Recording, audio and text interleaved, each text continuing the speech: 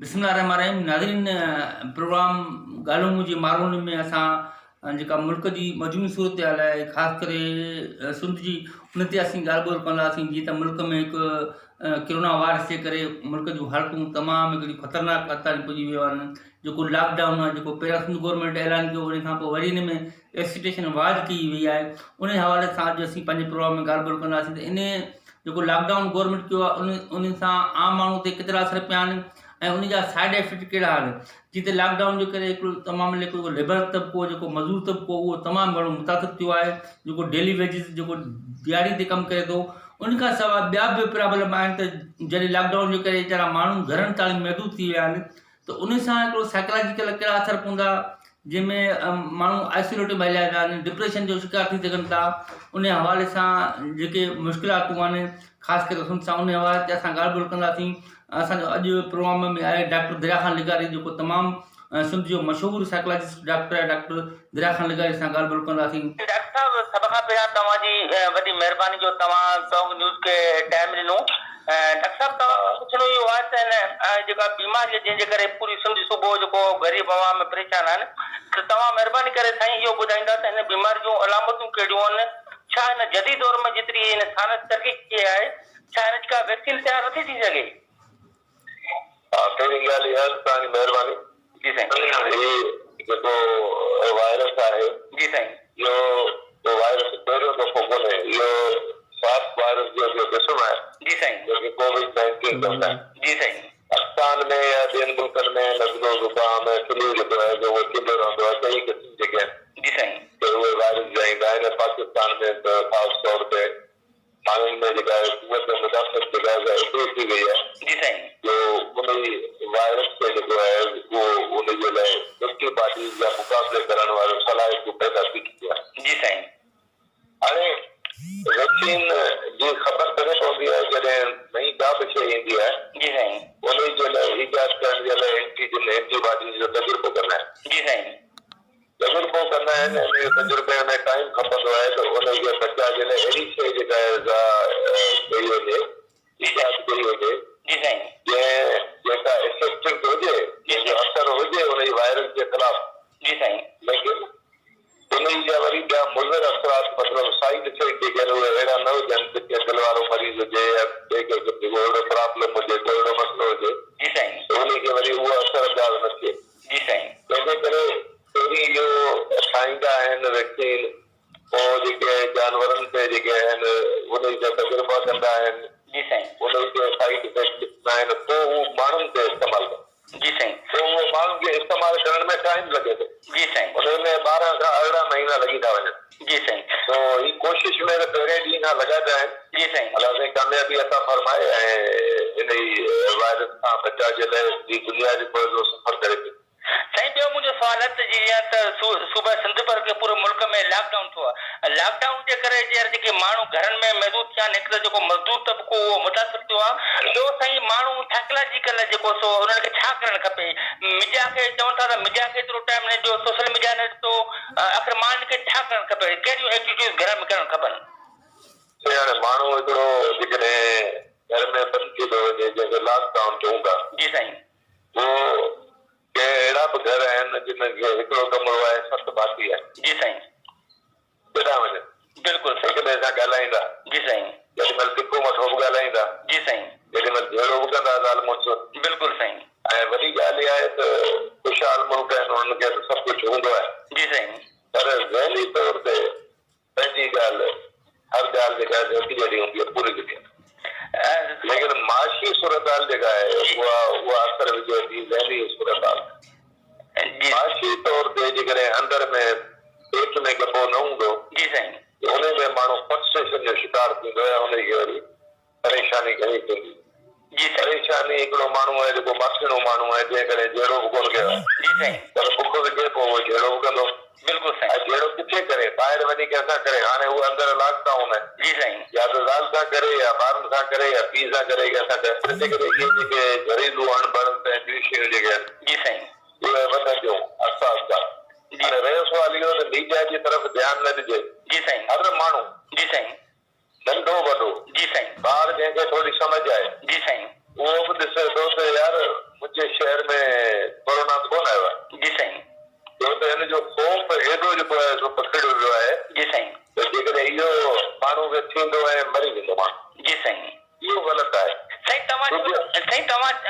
महिरबानी माफ़ कजो त अगरि कोरोना जो थी वञण खां पोइ डेथ न थी सघे थो बची सघे थो माना रिकॉर्ड थी सघे थो साईं आउं तव्हांखे ॿुधाईंदो हलां जी साईं 90% इहा बीमारी अहिड़ी आहे जेका थींदी जी साईं ऐं उनजे ख़िलाफ़ जेके आहिनि जीअं पुलिस गार्ड हूंदा आहिनि अहिड़े नमूने सां असांजे जिस्म में एंटीबॉडीज़ ठहंदियूं आहिनि बिल्कुलु साईं WBC रत जा जुज़ा जेके आहिनि उन सां मुक़ाबिलो कंदा आहिनि जी साईं ऐं अचनि 10 ॾींहंनि में उनजे ख़िलाफ़ हिकिड़ी एंटीबॉडीज़ ठही वेंदी आहे उहो मुक़ाबिलो करे उनखे ख़तमु करे सघंदो आहे जी साईं हाणे इहो वायरस हमेशह इहो आहे त एंटी वायरल अॻे बि दवाऊं इजाद थियूं आहिनि जी साईं पर वायरस चवंदा इहो मुदे ते छॾींदो आहे जी साईं हाणे उन में ज़रूरी कोन्हे जंहिंखे थिए उहो मरी वञे जी साईं करणु इहो खपे त असांखे माण्हुनि खे इहो ॿुधाइणु खपे त ज़रूरी कोन्हे त जंहिंखे थिए इहो एॾी ख़ौफ़नाक बीमारी जो माण्हू मरी वेंदो जी साईं कुते कुते वारी बीमारी जेके हिकिड़े दफ़ा थी वञे इहो मर्ज़ रेबिस थी वञे उहो मरी वञे जी साईं अहिड़े नमूने सां कैंसर थी वञे त अॼुकल्ह कैंसर जो इलाज निकितो आहे बिल्कुलु त असां छो माण्हुनि खे मुस्बत थियणु खपे पॉज़िटिव थियणु खपे उन्हनि खे ॿुधाइणु खपे त 90 खां 95% माण्हू सही थी वेंदा आहिनि बिल्कुलु साईं ठीकु आहे हाणे रुगो टीबी में जेके आहिनि हिकिड़े मुल्क में 15 लख माण्हू मरियो वञनि जी साईं टाइफाइड जेको मुदे जो बुखार आहे उनजो माण्हू मरियो वञनि डिप्रेशन जे करे 15% माण्हू ख़ुदकुशी करे छॾनि बिल्कुलु साईं इहो रेशियो ॾिठो वञे त ॿियनि बीमारियुनि जे हिन खां इलाही वधीक आहे जी साईं रोज़ानो दिलि जा मरीज़ केतिरा मरी था वञनि बिल्कुलु साईं ऐं हीउ हिते एॾो ख़ौफ़ जेको आहे सो पथिरियो वियो आहे जी साईं यार कोरोना कंहिंखे थी वियो त इहो बचियो ई कोन तंहिंजे करे इन ख़ौफ़ खां माण्हू खे ॿुधाइणु खपे जी साईं न बाबा अहिड़ी ॻाल्हि कान्हे जेकॾहिं बुखार थिए खंघि थिए जी साईं उनखे तव्हां नॉर्मली जीअं चवनि था त अॼुकल्ह हिकिड़ो इहो बि आयो आहे त भई तव्हां गरम पाणी जेको आहे जी साईं त उनजी बाप ॾियो त हीउ जेको आहे सो 30, 40 या 50 डिग्री सेंटीग्रेड ते मरी वेंदो आहे जी साईं हीउ वायरस जेको आहे सो 6 ॾींहं जेको आहे सो नक जूं जेके केविटियूं हूंदियूं आहिनि जेके साइनस चवंदा आहिनि उते रहंदो आहे जी साईं ऐं गले में फासी पवंदो आहे गले में रहंदो पोइ हेठि वेंदो आहे जी साईं जेकॾहिं असां ॾींहं में 2 दफ़ा या 3 दफ़ा उनजी गरम पाणी जी 3 या 4 मिंट बाप वठूं साईं जी बंदि करियो कंहिंखे खंघि आहे कंहिंखे न बि आहे उहो बाप वठे जी साईं त उहो जेको आहे सो वायरस उते जो उते मरी वेंदो ऐं पेट में वञण खां पोइ त उहो तेज़ाब जेको पेट वारो उहो ख़तमु करे जी साईं सही ॿियो ॿी ॻाल्हि कंहिंखे खंघि बुखार नज़रो थिए थो उनखे उमूमन जेको आहे सो पेनाडाल या ॿी का शइ ॾेई जी साईं उन जा जेके तकलीफ़ आहे उनखे दूर करे सघे साईं हिकिड़ो ॿियो सुवालु ख़ासि करे सोशल मीडिया ते हले पियो त कुझु माण्हू उहो चवनि था त हीउ वायरस जेको कंहिं मुल्क पारां हथ सां छॾियल आहे तव्हां एज़ ए डॉक्टर छा था चओ छा इहो मुमकिन आहे को मुल्क ईअं करे सघे थो या को हथ जो वायरस थी सघे थो इहे मीडिया जूं ॻाल्हियूं आहिनि जी साईं बायोलॉजिकल वेपन जेके चवंदा आहिनि जी साईं कीमियावी हथियार या त घणनि सालनि खां असां ॿुधो पिया तव्हां ॿुधो हूंदो बिल्कुलु साईं पर आउं कीअं चई सघां जॾहिं साबित ई कोन थियो आहे आउं कीअं कंहिंते इल्ज़ाम हणां त कंहिं ठाहियो आहे कंहिं न ठाहियो आउं नथो चई सघां न साईं तव्हांखे को मुल्क जो नालो लखोनि साईं इहो मुमकिन आहे या थी सघे थो छा इहो बि पॉसिबल आहे छा साईं मुमकिन त आहे जेकॾहिं एटम बम ठहियल आहे ॿिया हथियार ठहियल आहिनि त हीउ कीमियावी हथियार बि ठही सघे थो साईं हिकिड़ी ॿियूं बि थियरियूं हलनि थियूं त कुझु माण्हू अहिड़ियूं ॻाल्हियूं कनि था त हीउ को अहिड़ो इशू न आहे बिल्कुलु स्टेट बैरूनी कर्ज़ माफ़ करण लाइ अहिड़ो इशू ठाहियो आहे ड्रामो ठाहियो आहे इन में तव्हां एज़ ए डॉक्टर छा था सम्झो न ड्रामो त कोन ठाहियो आहे अमेरिका जहिड़ो जेको तरक़ी याफ़्ता मुल्क जंहिंमें कल्ह रिपोर्ट जो 100 खां मथे माण्हू मरी विया आहिनि जी साईं इटली में दुनिया जूं वधि में वधि सहूलियतूं आहिनि जी साईं उहे जेको आहे सो हुते ॾींहं थिए थो हफ़्ते सां ड्रामो केरु कोन थो करे ऐं माण्हुनि खे बेजारनि जी ॻाल्हि कान थी कई वञे असांजे वज़ीर आला साहिब जेको आहे सो शुरू में जेको आहे सो चयो त लॉकडाउन थियणु खपे ख़र्चो लॻणु खपे जी साईं बिल्कुलु ऐं उनखे माण्हुनि मज़ाक न सम्झो बिल्कुलु साईं जेकॾहिं उन वक़्तु जेकॾहिं वज़ीर आला जी ॻाल्हि ते अमल थिया त असांजो सिंध तक़रीबन 99% बची वञा ऐं उहा हुन टेक्निकल ॻाल्हि चई जीअं मुराद लिखिया साहिब जी साईं जंहिंखे असां सारायूं था बिल्कुलु जेकॾहिं उन ते शुरू में अमल थी वञे हा पोइ बि चङो थी वियो जी साईं पोइ बि चङो थी वियो त माण्हू वञनि केॾा बिल्कुलु बुख मरंदा न जी साईं बिल्कुलु हिकिड़ा वायरस जे करे घटि मरंदा बुख जे करे वधीक मरंदा जी साईं तंहिंजे करे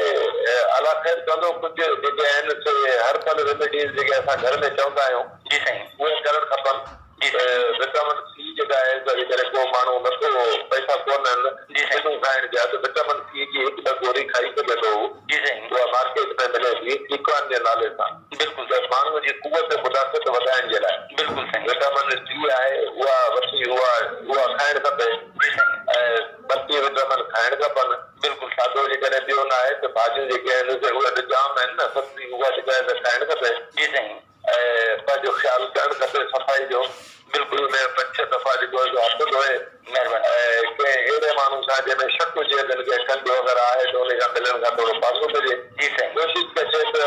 8 खां 9 फुट जे फ़ासिले खां माण्हू ॻाल्हाए जी साईं ऐं जेकॾहिं नमाज़ आहे घर में तव्हां पढ़ो या घर में वेठा आहियो त हिन फ़ासिले सां पॉसिबल त कोन्हे मुमकिन त कोन्हे बिल्कुलु साईं एतिरा माण्हू फ़ासिला करे सघे बिल्कुलु पर कोशिशि कजे त जेको ॿुधाइनि पिया न रेडियो टीवी ते जी साईं जो सही पिया ॿुधाइनि ऐं आउं चवां थो त इन ते जेकॾहिं अमल कनि त वधीक बहितर आहे साईं हिकिड़ो ॿियो मुंहिंजो ज़हन में सुवालु आहे त जेके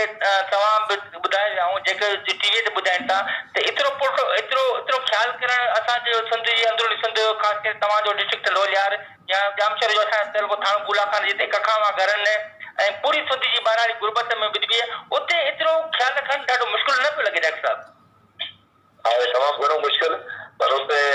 अलाह जे हुकुम सां थींदो ई कोन मूंखे लॻे थो डॉक्टर साहिबु सॼी सिंध जा माशाल्लाह तव्हांजा कोस्तान में मूं समेत हिते काफ़ी मरीज़ आहिनि तव्हां कहिड़ो था हुननि जे लाइ पैगाम ॾियो असां पैगाम मुंहिंजो इहो आहे जी साईं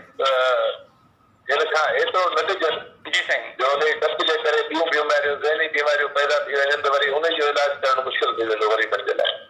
ऐं उहे मरीज़ जेके दवाऊं अॻे खाइनि पिया ज़हनी इमराज जे लाइ कंहिंखे लॻी आहे कंहिंखे डिप्रेशन आहे कंहिंखे उहो पंहिंजी दवा जारी रखनि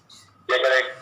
शहर मां छो त मेडिकल स्टोर खुलियल आहिनि बिल्कुलु ऐं हुतां वठी उहे दवाऊं खाइनि डॉक्टर सां सलाह मशवरे जे लाइ तव्हां सॼे कोस्तान खे मुंहिंजा नंबर ॾेई छॾियो बिल्कुलु साईं ऐं आउं हाज़िर आहियां मुंहिंजे इन नंबर ते जेको आहे जेॾी महिल बि का तकलीफ़ हुजे जी साईं आउं उन्हनि खे सलाह मशवरो ॾियण जे लाइ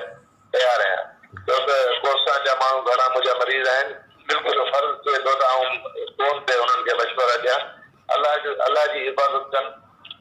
तौबा इस्तग़फ़ार अस्तग़फिरुल्लाह जो ज़िक्र कनि जी साईं ऐं दुरूद शरीफ़ हुज़ूर सल्लल्लाहु अलैहि वसल्लम ते जेको आहे सो पढ़ंदा रहनि जी साईं इन में को ख़र्चु कोन्हे जी साईं इहो कंदा रहनि छो त हींअर जेके काफ़र आहिनि उहे बि जेको आहे कलमो पढ़नि पिया त असां मुस्लमाननि जो फर्ज़ु आहे जी साईं त हुज़ूर सल्लल्लाहु अलैहि वसल्लम जी पैरवी करियूं ऐं हुनजी सुन्नतनि ते अमल करियूं जी साईं ऐं अस्तग़फिरुल्लाह जो ज़िक्र जेको आहे सो करियूं ऐं दुरूद शरीफ़ जो विर्द करियूं वॾी महिरबानी साईं डॉक्टर साहिबु दरिया ख़ान लिगारी जे तमामु असांखे मुफ़ीद ॻाल्हियूं ॿुधायूं त किरोना जे डप खां ख़ुदा न ख़ासा तव्हां कंहिं ॿी बीमारी में हलिया न वञो डिप्रेशन में जितां तव्हांजो वापसी निकिरणु तमामु घणो मुश्किल थिए तंहिं करे तव्हांखे गुज़ारिश त महिरबानी करे इन में ख़ौफ़ थियण जी का बि ॻाल्हि कान्हे ऐं डॉक्टर साहिबु जीअं ॿुधायो त किरोना खे जेसिताईं तव्हां पंहिंजे घर न वठी ईंदो तेसिताईं किरोना तव्हांजे घर न ईंदो तंहिं करे महिरबानी करे गैर ज़रूरी घर खां ॿाहिरि न निकिरो एहतियात कयो बाक़ी सभु कुझु असां एज़ ए मुस्लमान अलाह ताला ते भाड़े छॾियूं जीअं न हूंदो ईअं कंदो पर बहरहाल एहतियात जेको आहे सो असांखे करणु खपे प्रोग्राम असांखे इजाज़त ॾींदा महिरबानी